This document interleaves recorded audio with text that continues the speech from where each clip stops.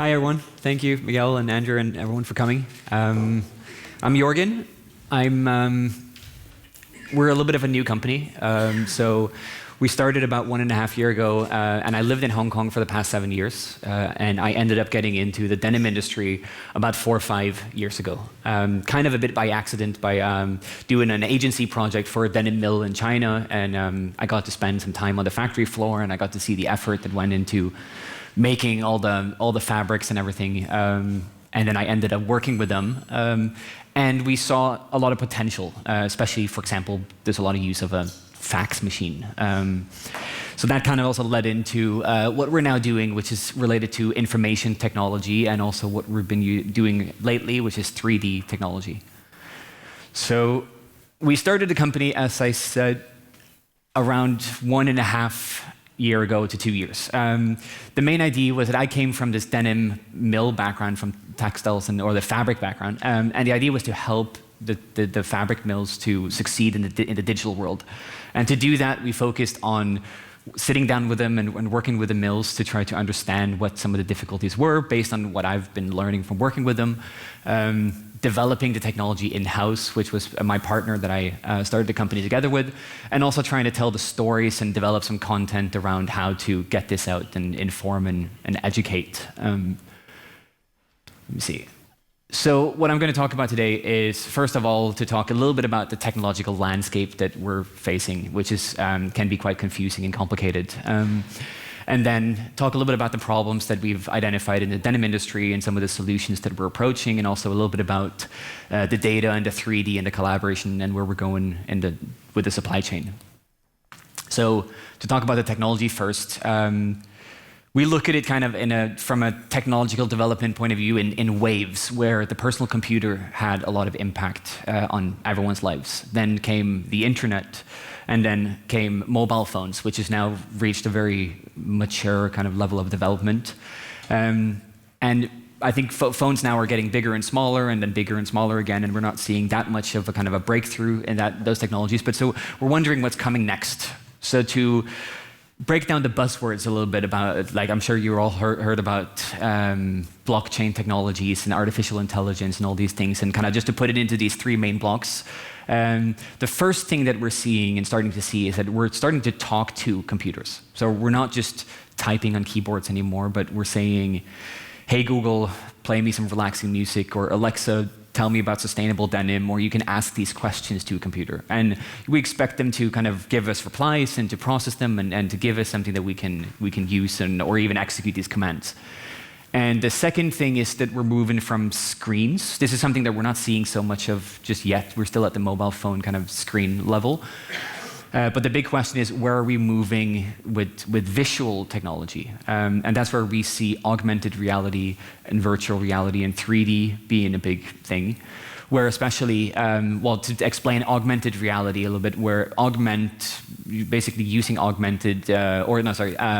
technology to augment or to change the reality around us. So today, it's been used to place a Pokemon on the street. Some have used it for technology where you can already even start to try on clothes and different things, which is kind of in premature stages. Whereas virtual reality is more about immersing yourself into a completely digital environment. So you don't really have to deal with the real world in virtual reality, and you put more, where the hardware is right now is that you put on a headset and then you kind of immerse yourself completely into it. The last step, or the last part of it, which I think both the voice recognition kind of, or the voice technologies and the visual technologies depend a lot on and rely on technological development, is the way we process data.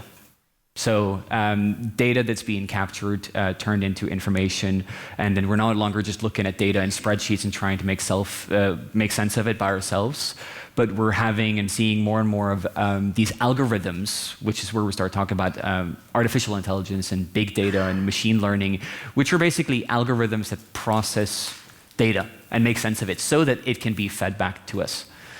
So with these 3, this is kind of the next wave that I believe and we believe that we're going into. So I feel that we're kind of looking at the denim industry right now and seeing, are we even, where have we gotten to with technology, and are we ready to go there yet, and what needs to be done before this.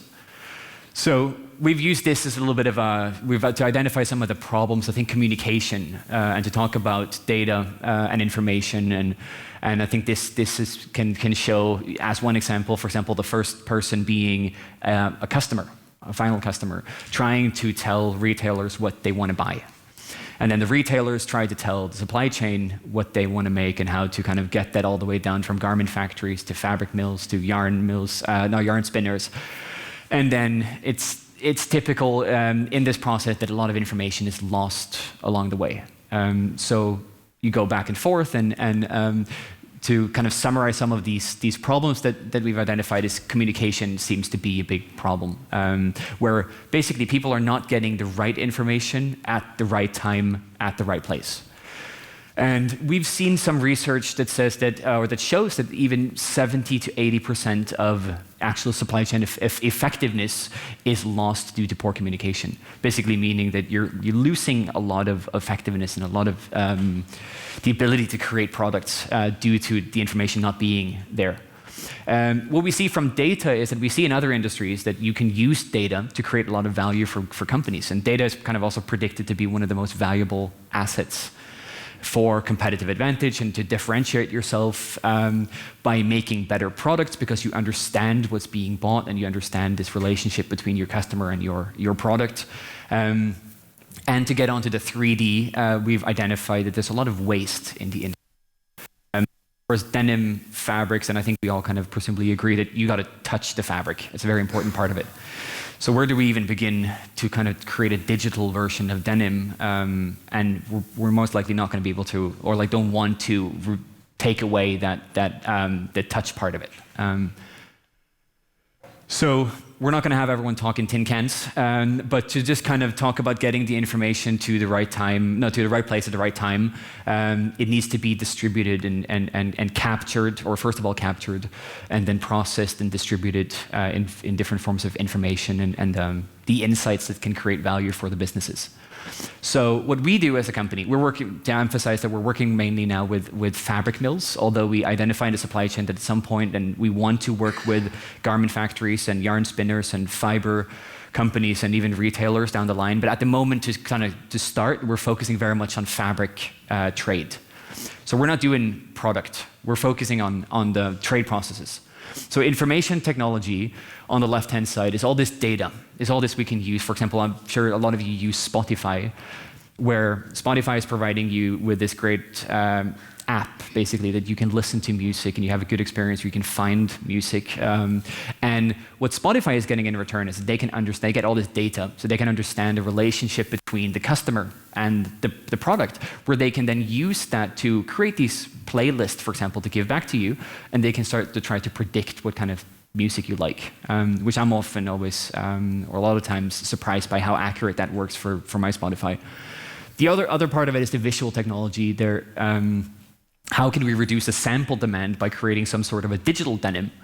So I'm going to show a little bit of an example for those of you that's going to be at the Kingpins show tomorrow, and it's something that you may be very familiar with. But before we get there, it's basically just want to emphasize, it's first of all to capture data, but what we do by creating and developing mobile applications for fabric mills that is being used to scan QR codes to categorize and catalog the products for both customers and staff to use these when they're dealing with customers in meetings, and even eventually for customers to be able to use this. And then that data can be collected and then processed, both the customer data and the product data that is already there, can then be used to understand this relationship between what is the American customers buying and what is the European customers buying, and what kind of trends are we seeing, so that we can try to develop better products for these particular customers or markets. And that's where we start to generate insights, and we start to use this to improve the way we do, or the mills do their business, and to try to, that affects the way that the products and the services are being offered. So lastly, the 3D part of it, where we're creating a 3D model of a pair of jeans, which I'm going to show you a little bit after, to try to at least attempt to reduce the need for samples by making it easier to make decisions by needing less samples. So for example, for those of you that will be in the Kingpins trade show tomorrow, what often happens today is that a customer walks into the booth, then they come in there and then you kind of have a sort of a greeting and then you exchange business cards. Then you want to see the products. That's why a lot of people come there. And then so as you go around and get this presentation of the products, the staff is very often writing down what kind of products you like and what kind of samples you request on a piece of paper. They clip your business card to this piece of paper, and then after the trade show, this is all kind of gathered up in tens or hundreds of pieces of paper that's being brought back to the sample department. And this takes time, and there's a lot of error in handwriting and difficult to understand things, and it's not the best way to communicate necessarily. And then once everything is being processed, then maybe an account manager is taken over and then reviewing that sample package before it's being sent and see if we can add something in or try to kind of offer some services. The customer receive and review these small cuttings.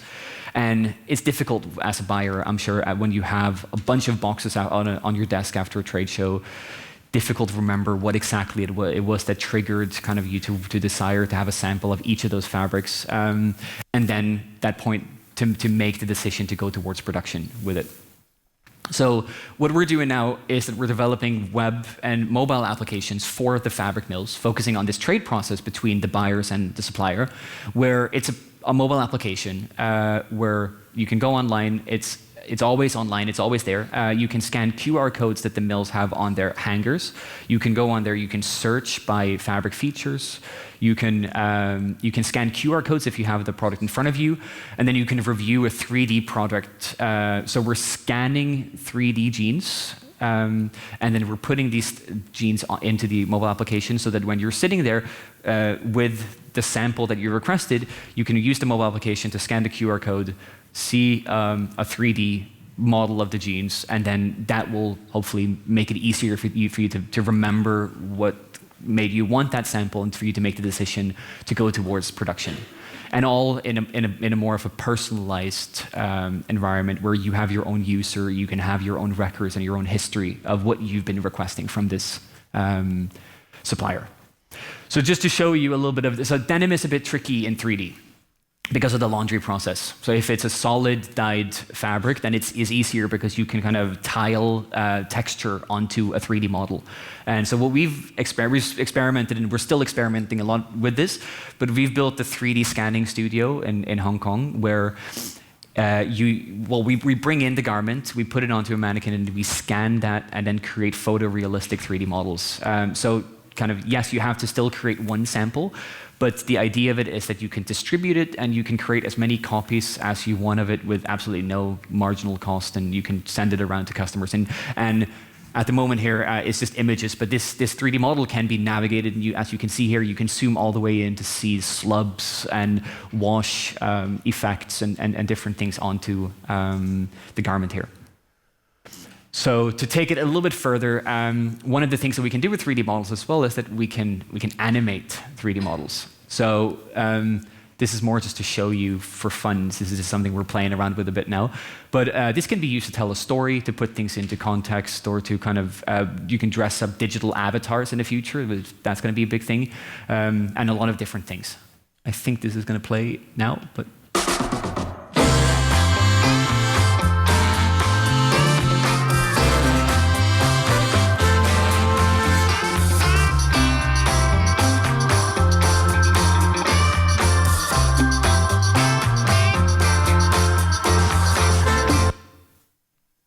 So it's not perfect, but it's kind of fun, and it can be used. This is on a white background, and it can be used in a lot of different ways. And as you see here, this has the wash effect on it, which is kind of one of the big technical challenges. So we're trying to improve this, and we could have it do kung fu fighting, or we can do yoga, or you can do dancing, or you can do a lot of different things with this.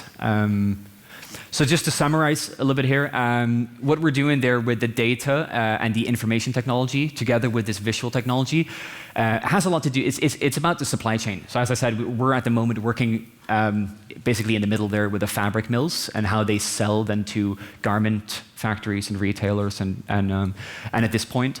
But it's basically information coming from, like we saw in the image and the kind of the telephone game earlier, a lot of it is information that's coming down or up the supply chain from the consumer trying to say what they want, and then retailers trying to communicate that message. And if we can capture that data using tools like mobile applications and things that actually help us to do our job better, then we can capture that information and process it and use it to improve the businesses.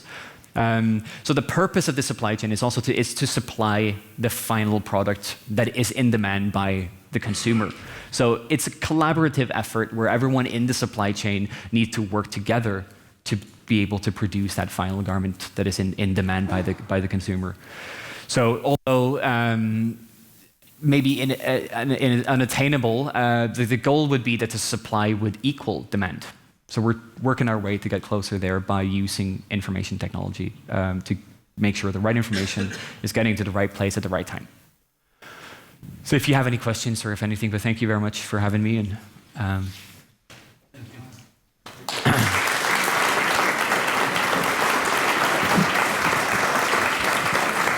We met in Hong Kong, and Jørgen showed me, actually one of the mills who was at the show showed me their use of his technology. And it was amazing. It's incredible. Because basically you can take your whole fabric collection and have it just 3D on the phone and just instantly see everything and see it move. It's really and it doesn't have, we're working with fabric mills right now, but it doesn't have to be samples. It can also be jeans and e-commerce and on retail sales or it's just, it could have been something else than jeans as well. So it's basically using 3D scanning technology to create these 3D models. Any questions? Yeah. There's a question here. Okay. Hold on, Mohsen. Hi. One second. Hey. 1 second. We have somebody. What's going on? Where are we? Sorry, I'm gonna... Oh, yes. All right, go ahead. Hi, Nga from G-Star. Hi. I'm wondering, which kind of 3D design tool do you use to create those assets? So at the moment, this is one of the more kind of technical things that I didn't get into, but we've been experimenting a lot, and I don't really come from a 3D background, but I've learned so much in the past 6 months. And so it's kind of like we see that there's two directions with this, where you can either do it from where you build 3D models in, for example, tools like Maya or Blender or different kinds of 3D modeling tools, and then you can texture it in other softwares, or for the fashion world, there's Clo or Optitex or Browseware or these different things, which then also generates tech packs and things that can go to production. And we know that all that is there, but we're focusing on the visual presentation basically, because there's so much time and effort that goes into building those 3D models that we're not able to make the business work from what we're doing of just presenting it. So we're scanning basically just a finished garment, and then using some. So it's not a 3D render, but it's a scan of a physical product. Yes. So the technology itself is basically, it's called photogrammetry. It's used a lot of land surveying, where they send up a drone and then they take a lot of pictures and scan the land and then construct a 3D model of a land from there. But are you looking into also 3D renders from a production point of view, working with brands to improve the lead time between the collaboration of brands and manufacturers? We don't have we have a specialist now in-house, a 3D designer, who knows much more about the 3D field than I do, and we're still kind of figuring out, because we're in the denim industry and focus on denim and textile, so it would absolutely make sense that you could build it all the way up without having to have a physical product, and then you can have the tech packs and send it to production and all these things, and we're just trying to figure out the business of it as well. I guess that's, still finding out. Yes, thank you. Over here. Can I just jump in before Mohsen? Hello. Yeah. Oh. Apparently not. So Gotcha. you go ahead. Just really The quickly. English are taking over here. What's the lead time? The lead time for the 3D models? Yeah. At the moment, it takes about, to do something like you just saw, it takes about 8 hours. Most of that time is actually computer processing. It's basically because we don't have the money to invest in powerful enough equipment to render and process everything quickly enough. But I've seen, and I haven't seen this particular one, but I've heard about a guy in Hong Kong do it in 7 minutes. So I'm trying to get a hold of him so that we can talk to him, and if we can maybe gather up the money to get that kind of studio. We could start a cloning farm with that guy. That would be. Yeah. But it's basically you dress up a mannequin with a pair of jeans, and then we put it into this this rig basically of cameras and lights, and then you photograph it from different angles, and then you can also do infrared scanning kind of technology to get some more details in there, and then you process all that data and the images together to construct a 3D model. So it's photo scanning technology basically. So that creates limitations to what the 3D model can do in terms of like how it can be broken down on a manufacturing level. So this one is strictly visual. Hi. Hi. My name is Mohsin. Yeah. I'm a denim consultant and light designer. A quick question, really. Sue touched on the first thing I was going to ask. But obviously, this kind of thing's been around for a while. I remember doing something similar with Puma maybe 10 years ago, where they were scanning in garments and for tech packing for the industry. But I'm a consultant who works for fabric mills, and thing is, we develop maybe 100 different fabrics every season. Maybe 30 or 40 make it to a trade show. It takes 8 hours to scan a fabric. Well, that's just one wash. Each fabric might have like 5 or 6. Exactly. So well, I guess if I understand your question correctly on how we're kind of able to do it in volumes. That's it. If it wants to be scaled up, or if a mill wants to, I want to buy this technology, then would they have to send everything to you? Would you send them the equipment to do it? Would you have to train people to do it? So at the moment, it's kind of like we're learning a lot about this. We're probably like 80% learning about this and 20% actually producing models and building kind of what you've seen here. But I think one trick that we found out is that we can scan, if you have a garment model, or like a special fit, like you have a regular fit of a garment, for example, you can scan one, and then we can speed up the process so you don't have to create a model from scratch every time, because you can just do the texture, and then the texture can be done in seconds, or you can just kind of scan that and then just apply it like an image on top of the same model. So it's more the model construction that takes time more than the actual texturing. So that's something that that's where we are right now, and trying to do that on kind of locking into different kind of garment styles, and then using the same garment styles and just capturing texture. Yeah. Okay, thank you. There was somebody over there. Yeah. One question. I mean, there is no so far tools or software that you can create the wash effect or the denim garment without the real prototype, which you scan on the mannequin. Do you know what I mean? So if there is a tool, or if there's not software or tool, is it there something that you can create this effect without the prototype, scanning of the real prototype? You can do. There are stuff that we haven't tried yet. So you could use these kind of fashion tools like Plo or Browseware, or there's a lot of different solutions where you can build basically a 3D model of a garment, and then you can texturize it. But so some of the limitations there is that when you texturize the garment, it's limited to solid colors. Can you create also the whiskers, used effect, damage, this kind of things? So what more theoretically, or I'm just assuming here based on what we've learned, because this is not something we've tried out, but then you should be able to, you can texturize the garment, say for example with a raw jeans, you can create the jeans as a 3D model, you can texturize it with a raw fabric, a solid colored fabric, and then you can export that into, for example, I know there's this MYR, or you can do it probably some of it in Photoshop even, and then you can attempt to do, whiskers, or you can attempt to do wash effects in Photoshop onto that 3D texture, and then you just reapply the texture. But you can see that at our show tomorrow. MYR has it. Yeah, but do you mean the Maya it's cooperate with the Claw, or?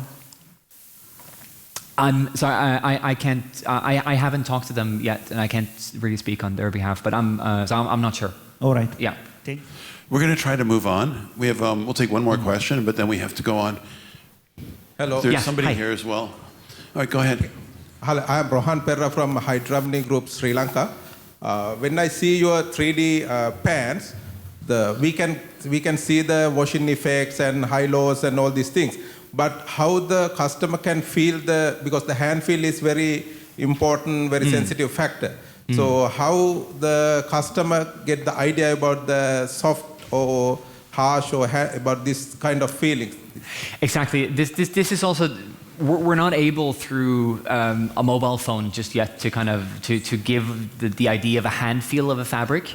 But the idea that we've gotten to so far is that you can, for example, go through the process of going to Kingpins tomorrow and meet with suppliers. Then you can request samples, and then you can receive these cuttings of the fabric. And then the idea is that you can sit together with that cutting, and you can look at the kind of the sample garment or the whole product, and that will make it easier for you to potentially make a decision to go forward with production. But so technologically, we're not able to give an idea of hand feel of the product. But it's also the very sensitive factor when we are going to buy the garments. So exactly. So in the mobile application that we're working on and that we've built, you can also order samples directly inside the mobile application. So if you like a garment and you want to kind of check the hand feel of it, you can order samples directly from the mill, and then they will follow up with you. Did you have a question? Did you have a question? One last question. He's had his hand Same up question. Okay. since we started. Oh, same question? Okay. Thank you. Thank you.